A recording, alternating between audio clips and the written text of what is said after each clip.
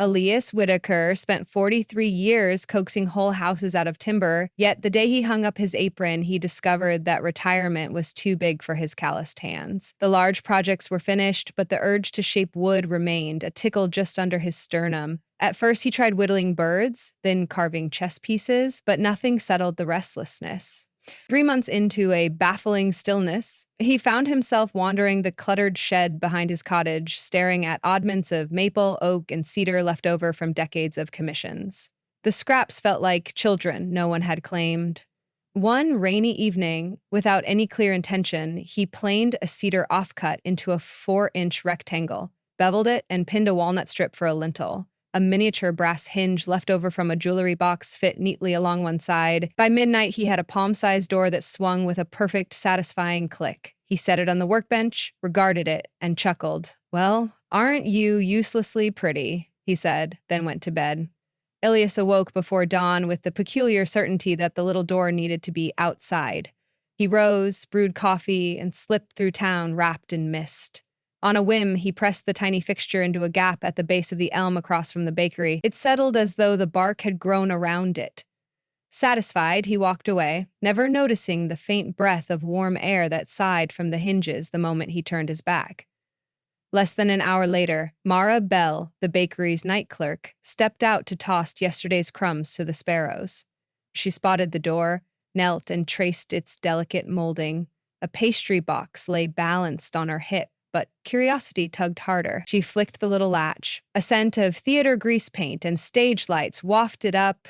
Impossible, because the street still smelled of yeast and drizzle. For an instant, the elm's rough interior stretched into a glowing proscenium. Velvet curtains parted, revealing a polished floor on which Mara, 12 years old again, executed a flawless tour jeté. To thunderous applause. The memory swelled so vividly she forgot the crumbs, forgot the ache in her knees, forgot the adult who had shelved ballet for practicality. When the vision faded, she was still crouched in the misty morning, but her pulse thrummed with a forgotten rhythm. Later that week, she enrolled in an evening dance class, and by month's end, she was teaching plié to children after her bakery shift. Smelling of flour, smiling like someone newly awake, Elias, oblivious to his handiwork's effect, built another door the next night, this one of pale maple with a painted cobalt arch, and wedged it into the cracked brick base of the town library. He fashioned a dozen more over the following weeks, pinning them to lampposts, stone walls, even the dented side of a bus stop shelter.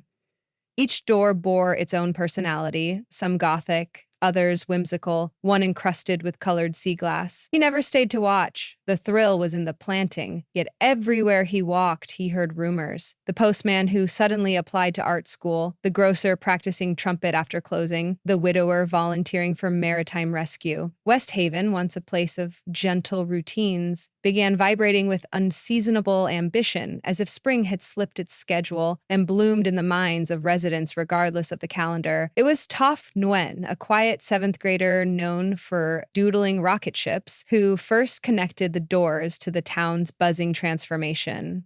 One Saturday, he lingered outside the library, running his fingers along the cobalt arch. Upon opening it, he glimpsed a boundless planetarium, galaxies wheeling close enough to touch. Constellations whispered their names in ancient tongues. When the shimmer dissolved, Toph sprinted home, dug his grandfather's telescope out of the attic, and on a gusty rooftop decided he would become an astrophysicist. At dinner, he ventured to explain the revelation. His older sister scoffed. But his mother, remembering the sudden shine in her own coworker's eyes lately, pressed for details. Word spread that the miniature portals were not mere trinkets, but catalysts. Curiosity soon summoned local reporter Nadine Caldwell, who traced the craftsmanship back to Elias. She knocked on his cottage door, recorder in hand. Elias listened, startled, as she described what people experienced. "I just wanted to keep my fingers busy," he murmured. Nadine leaned forward. "Do you know how you're doing it?" Elias scanned the workshop. Curls of sawdust, the beloved hand tools whose handles bore the imprint of his life. He thought of Lily, his late wife, who used to say wood remembered every heart that touched it. "No," he answered honestly. "Maybe the town needed reminding of itself." The newspaper article, published under the headline Doorways to Dreams, made Elias something of a folk hero. Children hunted new doors like Easter eggs. Adults queued politely to take turns opening them. Strangers mailed him letters thanking him for reviving their courage. Yet amid the euphoria bloomed a prickle of dissent. Councilman Harrington called the doors unauthorized fixtures and cited liability risks. The insurance office fretted about people kneeling in traffic lanes. Rumor held that one woman fainted from joy after seeing herself conduct a symphony.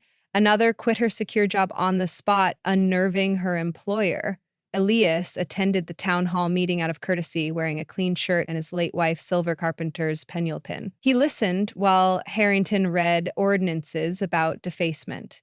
Residents countered with testimonies. A machinist now designing prosthetics, a retiree volunteering as a language tutor, Maribel executing a perfect arabesque in the aisle to thunderous applause. The council tabled the issue for further study, which everyone understood meant quiet suffocation under paperwork. That evening, Elias walked the dark streets, palm brushing each lamppost as though reassuring a skittish animal. The following dawn, he found the elm door ripped away, bark scarred where nails had been pried. Soon more vanished. A newspaper editorial praised the cleanup as a restoration of civic order.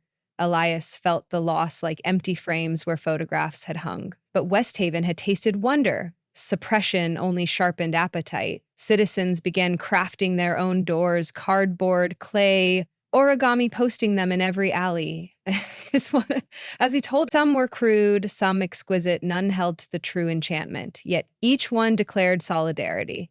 Elias, meanwhile, retreated into his shed. The destruction of his earliest creations stung, but deeper still was a private regret. He had built doors for everyone else, yet remained stranded in his own middle of life, unsure what beckoned him forward. Lily's photograph sat on a shelf, smiling with undiminished warmth. She had dreamed of traveling after his retirement, a dream cut short by illness. Grief had folded that map and tucked it out of sight. Now he wondered if the wood carried not only the town's dormant ambitions, but also his own unspoken promise to her. That night, he selected a plank of driftwood, sun-bleached, almost white, softer than bone. He sanded it until the grain swirled like wind over dunes. For the arch, he inlaid a sliver of abalone Lily had loved collecting on the beach. He fashioned the frame to resemble a horizon line, with tiny carved gulls for hinges. This door, larger than the others, nearly a foot tall, felt heavy with significance. He did not place it about town. Instead, he set it against the garden wall, beneath the climbing jasmine that Lily had planted. Morning light revealed a hush in the air, as if even the sparrows sensed ceremony. Elias knelt, heart banging. He opened the door. Warm salt wind struck his face. Sunlight glittered on an open sea. A small sailboat bobbed at a dock of polished mahogany, highest craft unfinished since Lily's passing, restored to perfect trim. Beyond the jetty stretched islands he could not name, their shorelines calling like music. Lily's laughter drifted over the water, somewhere ahead. Tears blinded him, but his breath came easier than it had in years. He heard her say, clear as carpentry instructions, "Go on, Elle, there's still time." The vision receded as gently as it had come, leaving jasmine scent and the ordinary drone of cicadas. Yet the image had stitched itself into Elias's muscles. He rose, strode to the garage, and hauled out dusty sawhorses.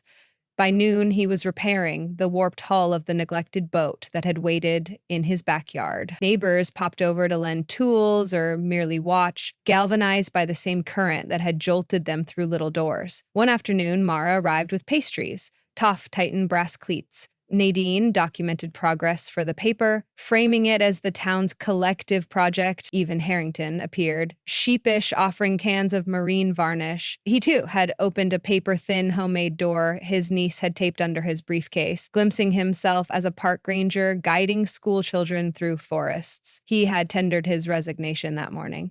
Elias's boat, christened Second Chance in cobalt letters, slid into West Haven Harbor under a peach sunset 6 weeks later. The town gathered along the pier like proud parents. Elias, wearing a weathered captain's cap Lily once teased him about, thanked them.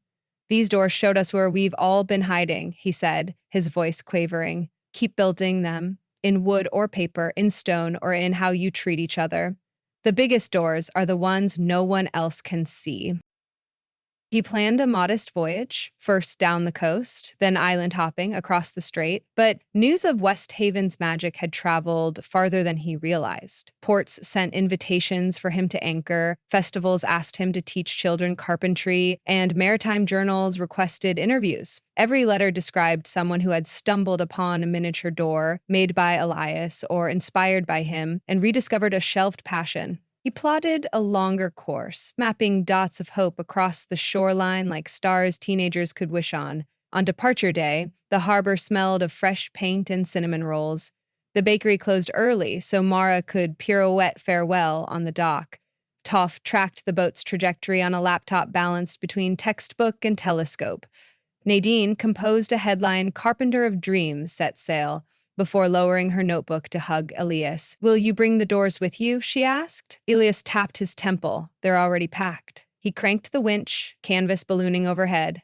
As Second Chance glided past the breakwater, Elias reached into his jacket, withdrew the cedar door the very first, and mounted it to the cabin bulkhead. He opened it once more. This time he saw no particular scene, only a wide, sunlit path unfurling across water. It was enough. He closed the door gently and felt the vessel lean into the wind like a body eager to run. Back in West Haven, life did not revert to old patterns. The library added a skylight observatory. Toph gave star lectures there, and safe for college. The council converted unused office space into rehearsal studios, where Mara's students leaped among baris built from repurposed lamppost poles. Harrington, now a park ranger indeed, sent postcards of mountain trails, each card bearing a scribbled miniature door on the back. Around town, new doors kept appearing, some with real magic, most without, but the line between them mattered less than before. People had learned that possibilities did not depend on hinges. Occasionally, a stranger would ask where the miracle had started, and residents would offer different answers. The retired carpenter, the first courageous passerby, the kid who connected dots, the official who changed his mind. The truth, they decided, was like workshop sawdust, impossible to pin to one source, clinging to everyone who stepped inside. As autumn ripened, children raked leaves into mazes, each turn ending at a paper door.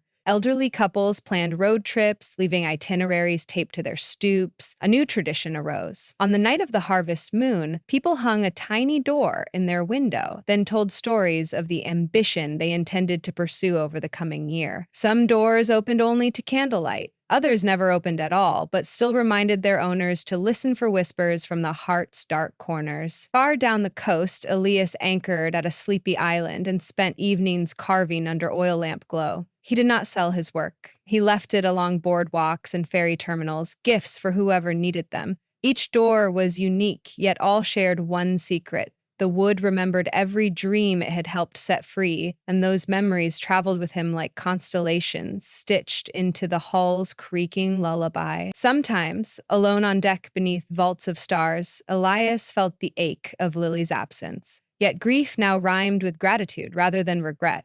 He would open the abalone inlaid door mounted to a bulkhead and smell jasmine and distant shorelines. He would hear her voice go on and he would, guiding Second Chance toward the next harbor, flickering on the horizon, carrying a cargo no ledger could tally.